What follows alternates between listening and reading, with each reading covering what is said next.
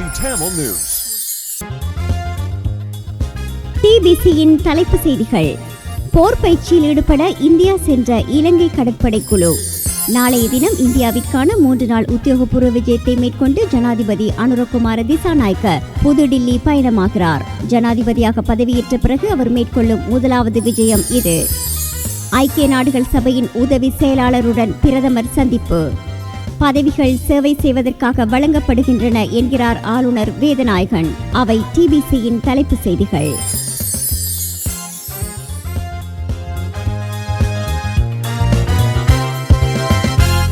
வணக்கம்.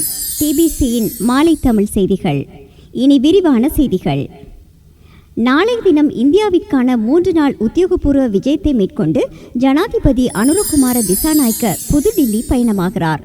ஜனாதிபதியாக பதவியேற்ற பிறகு அவர் மேற்கொள்ளும் முதலாவது வெளிநாட்டு பயணம் இதுவாகும். இந்த விஜயத்தின் போது ஜனாதிபதி இந்திய ஜனாதிபதி திரௌபதி முர்முவையும் பிரதமர் நரேந்திர மோடியையும் சந்திப்பதுடன் இந்திய உயர்ஸ்தானிகர்களுடன் முக்கிய பேச்சுவார்த்தைகளையும் நடத்துவார். அவரது விஜயம் இரு நாடுகளுக்கும் இடையிலான நீண்டகால உறவுகளை வலுப்படுத்த உதவும் என்று வெளியுறவு அமைச்சு விடுத்திருக்கும் அறிக்கையில் கூறப்பட்டுள்ளது. ஐக்கிய நாடுகளின் அகதிகளுக்கான உயர்ஸ்தானிகர் ஆலயத்தின் அகதிகளுக்கான உதவி உயர்ஸ்தானிகரும் ஐக்கிய நாடுகள் சபையின் உதவி செயலாளருமான ருவேந்திரனி மெனிக்திவல பிரதமர் கலாநிதி ஹரிணி அமரசூரியவை பிரதமர் அலுவலகத்தில் சந்தித்து கலந்துரையாடினார். இந்த சந்திப்பின் போது இலங்கையின் அகதிகள் தொடர்பான சவால்களை எதிர்கொள்வதில் ஐக்கிய நாடுகளின் அகதிகளுக்கான உயர்ஸ்தானிகர் ஆலயத்தின் அர்ப்பணிப்பு மற்றும் கணிசமான பங்களிப்புக்கு பிரதமர் தனது நன்றியை தெரிவித்தார். இந்த சந்திப்பில் ஐநா அகதிகளுக்கான உயர்ஸ்தானிகர் இலங்கை அலுவலகத்தின் தலைவர் சஞ்சிதா சத்தியமூர்த்தி ஆகியோர் இணைந்து கொண்டனர். அத்துடன் பிரதமரின் செயலாளர் பிரதீப் சபுதந்திரி, பிரதமரின் மேலதிக செயலாளர் PWGC சாகரிகா போகாவத்த மற்றும் வெளிவகார அமைச்சின் ஐக்கிய நாடுகள் சபை மற்றும் மனித உரிமைகள் பிரிவின் பணிப்பாளர் நாயகம் டயானி மெண்டிஸ் ஆகியோரும் கலந்து கொண்டனர்.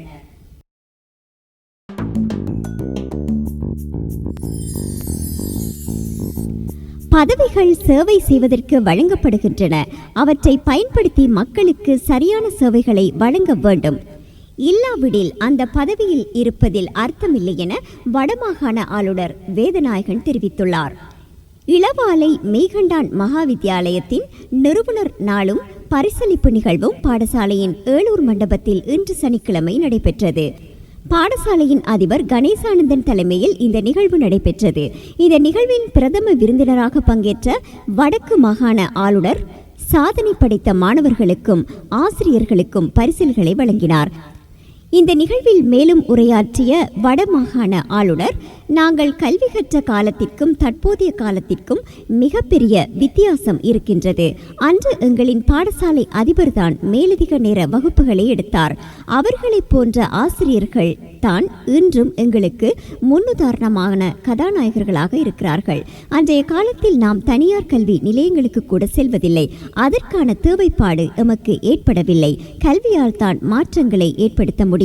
கிராமத்தின் அபிவிருத்தியோ எதுவாகிலும் கல்வியால் அந்த மாற்றங்களை உருவாக்க முடியும். அதே நேரம் கல்வியில் எவ்வளவு உயர்ந்து விளங்கினாலும் நாங்கள் பண்புள்ளவர்களாக இல்லாவிட்டால் எம்மை யாரும் மதிக்க மாட்டார்கள். உயர் பதவியில் இருந்தாலும் பண்பு இல்லாவிட்டால் யாரும் எம்மை மதிக்க மாட்டார்கள். பதவி வரும் போது பணிவு வர வேண்டும்.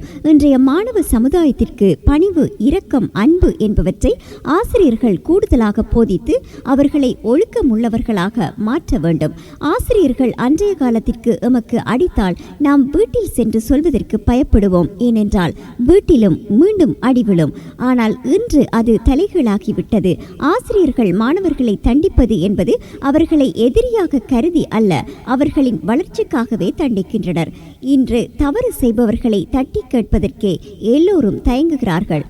அந்த அளவிற்கு பயம். நமக்கு ஏன் வீண்வம்பு என்று எல்லோரும் ஒதுங்கி போகிறார்கள். அதே போல வீதிகளில் குப்பை போடுகிறார்கள். 1970-80 ஆண்டுகளில் யாழ்ப்பாணம் தான் மிக தூய நகரமாக இருந்தது. இது மிக குப்பையான நகரமாக இப்போது மாறிவிட்டது. மோட்டார் சைக்கிள்களில், கார்களில் வந்து குப்பைகளை கொட்டிவிட்டு செல்கிறார்கள். வீதியிலும் வாய்க்காலிலும் குப்பை போடுவது நாங்கள்தான். வீதிகளையும் வாய்க்கால்களையும் ஆக்கிரமித்து கட்டடங்கள் கட்டுவதும் நாங்கள்தான். பின்னர் வெள்ளம் வந்துவிட்டது என்று கத்துவதும் நாங்கள்தான். எங்களின் மனநிலை மாற வேண்டும். இளமையில் இந்த மாணவர்களிடத்தில் சரியான பழக்க வழக்கங்களை, விழுமியங்களை ஆசிரியர்கள் விதைக்க வேண்டும். அப்போதுதான் எதிர்காலத்தில் சிறந்த சமூகத்தை கட்டியெழுப்பக்கூடியதாக இருக்கும். நாம் மற்றவருக்கு உதவ வேண்டும். அப்படி செய்தால் எமக்கு பல மடங்கு திருப்பி கிடைக்கும். இந்த பழக்கங்களை மாணவர்களிடத்தில் வளர்த்தெடுக்க வேண்டும். எதிர்கால சிற்பிகளாக மாணவர்கள் சமூகத்தில் கல்வி அறிவுடன் சிறந்த ஒழுக்கத்துடன் வளர வேண்டும். ஆசிரியர்கள் அதற்கு வழிகாட்ட வேண்டும் என்று வடமாகாண ஆளுநர் தெரிவித்தார். சபாநாயகர் அசோக ரன்பலவின் ராஜினாமா கடிதத்தை ஜனாதிபதி அனுருகுமார திசாநாயக்க ஏற்றுக்கொண்டார். சபாநாயகர் அசோக ரன்பல நேற்று வெள்ளிக்கிழமை தாம் சபாநாயகர் பதவியிலிருந்து விலகுவதாக அதிகாரப்பூர்வமாக அறிவித்திருந்தார். கலாநிதி பட்டத்தை பெறாது கலாநிதி என தம்மை அசோக ரன்பல அடையாளப்படுத்திக் கொண்டதாக முன்வைக்கப்பட்ட குற்றச்சாட்டுகள் பூதாகரமானதன் பின்புலத்திலேயே அவர் தமது பதவியை துறந்துள்ளார். அசோக ரன்பல கலாநிதி இல்லை என ஜனாதிபதி அனுருகுமார திசாநாயக்கவின் காதுகளுக்கு செய்தி சென்ற உடனே அவர் உடனடியாக இது தொடர்பில் ஆராய்ந்துள்ளதுடன் அசோக ரன்பலவிடமும் வினவியுள்ளதாக தெரிய வருகிறது. கலாநிதி பட்டத்தை பெற்றுக்கொண்டமைக்காக சான்றுகள் அசோக ரன்பலவிடம் இல்லை என்பதால் ஜனாதிபதி அதிருப்தியுற்றுள்ளதாகவும் பின்னர் அவரை பதவி துறக்குமாறு கோரியுள்ளதாகவும் தெரிய வருகின்றது.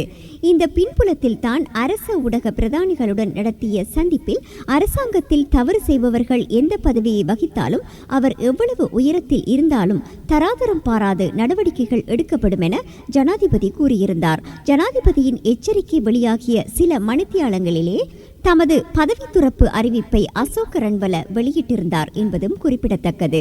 சபாநாயகராக அசோக ரன்பல நாடாளுமன்றத்தில் தெரிவு செய்யப்பட்டிருந்த தினத்தன்று கலாநிதி அசோக ரன்பல என்றே பிரதமர் ஹரிணி அமரசூரியவும் விழித்திருந்தார். என்றாலும் அசோக ரன்பல கலாநிதி என்ற குறிப்புடன் தமது தகவல்களை நாடாளுமன்றத்திற்கு வழங்கியிருந்ததன் பின்புலத்திலேயே பிரதமர் அவரை கலாநிதி என விழித்திருந்ததாக அவருக்கு நெருக்கமான வட்டாரங்கள் தெரிவித்தன. கலாநிதி பட்டம் தொடர்பாக மூண்ட சர்ச்சையை அடுத்து சபாநாயகர் அசோக சபுமல் ரன்பல நேற்றைய தினம் பதவி விலகியதை தொடர்ந்து புதிய சபாநாயகர் தெரிவு எதிர்வரும் செவ்வாய்க்கிழமை இடம்பெறவிருக்கிறது. சபாநாயகர் பதவிக்கு மூவரின் பெயர்கள் அடிபடுகின்றன. பிரதி சபாநாயகர் ரிஸ்வி சாலி, தேசிய மக்கள் சக்தியின் பாராளுமன்ற உறுப்பினர்களான நிஹால் கலபதி, லக்ஷ்மண் நிபுணராட்சி ஆகியோரே அவர்களாவார். சபாநாயகர் அசோக ரன்பல கலாநிதி பட்ட சர்ச்சையை அடுத்து பதவி விலகியமை பாராட்டத்தக்கது என்று கூறியிருக்கும் ஸ்ரீலங்கா பொதுஜன பெரமுனவின் தேசிய அமைப்பாளருமான நாமல் ராஜபக்ஷ கல்வி தகைமை தொடர்பில் குற்றச்சாட்டுகளுக்கு உள்ளாகியிருக்கும் அரசாங்கத்தின் மற்றைய பாராளுமன்ற உறுப்பினர்களும் தங்கள் கல்வி தகைமைகளை நிரூபிக்க தவறினால் பதவி விலக வேண்டும் என வலியுறுத்தியுள்ளார். ஊழலற்ற தூய்மையான பாராளுமன்றத்தை உருவாக்குவதே தனது குறிக்கோள் என்று ஜனாதிபதி அனுருகுமார திசாநாயக்க கூறியிருப்பதால் அரசாங்க உறுப்பினர்கள் கல்வி தகைமைகள் தொடர்பில் வெளிப்படைத்தன்மையுடன் செயற்பட வேண்டும் என்றும் நாமல் ராஜபக்ஷ தனது எக்ஸ் வலைதளத்தில் பதிவிட்டுள்ளார்.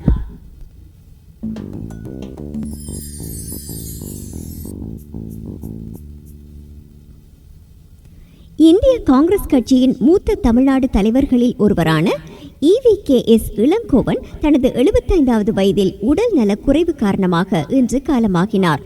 நுரையீரல் தொற்று பாதிப்புக்காக கடந்த சில நாட்களாக அவர் சிகிச்சை பெற்று வந்தார். அவரது பூத உடல் மணப்பாக்கத்தில் உள்ள அவரது வீட்டுக்கு கொண்டு செல்லப்பட்டதாகவும் நாளைய தினம் சென்னை சத்தியமூர்த்தி பவனில் மக்களின் அஞ்சலிக்காக வைக்கப்படும் என்றும் காங்கிரஸ் வட்டாரங்கள் கூறின. இளங்கோவன் ஈரோடு சட்டமன்ற தொகுதி உறுப்பினராக இருந்து வந்தார். முன்னர் மத்திய அமைச்சராகவும் பதவி வகித்தார். அவர் திராவிட முன்னேற்ற கழகத்தின் ஆரம்பகால தலைவர்களில் ஒருவரான VK சம்பந்தனின் மகனாவார். இவர்கள் பெரியார் ஈவே ராமசாமி குடும்பத்தை சேர்ந்தவர்கள் என்பதும் குறிப்பிடத்தக்கது.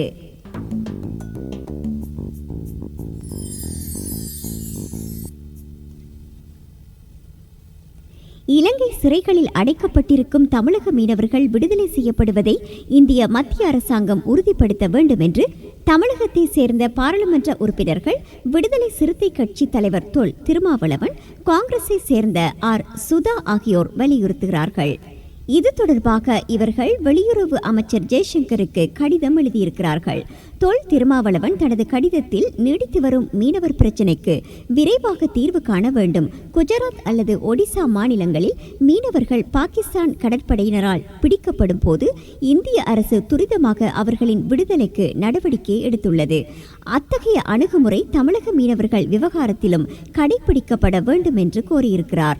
ஆர். சுதா எழுதியிருக்கும் கடிதத்தில் இலங்கையில் விளக்கமறியலில் 45 தமிழக மீனவர்களும் தண்டனை அனுபவிக்கும் கைதிகளாக 96 தமிழக மீனவர்களும் உள்ளனர். அவர்களை விடுதலை செய்ய வேண்டும். இலங்கை அரசாங்கத்தினால் பறிமுதல் செய்யப்பட்ட 198 மீன்பிடி படகுகளும் மீட்கப்பட வேண்டும். கச்சத்தீவு உடன்படிக்கையை மீளாய்வு செய்ய வேண்டும் என்றும் வலியுறுத்துகிறார்.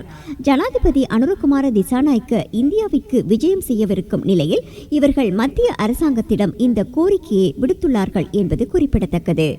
அந்த செய்திகளோடு டிபிசியின் இன்றைய நாளுக்கான மாலை தமிழ் செய்திகள் நிறைவடைகின்றன.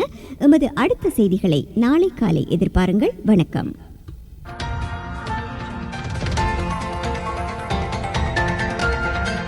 TBC Tamil News.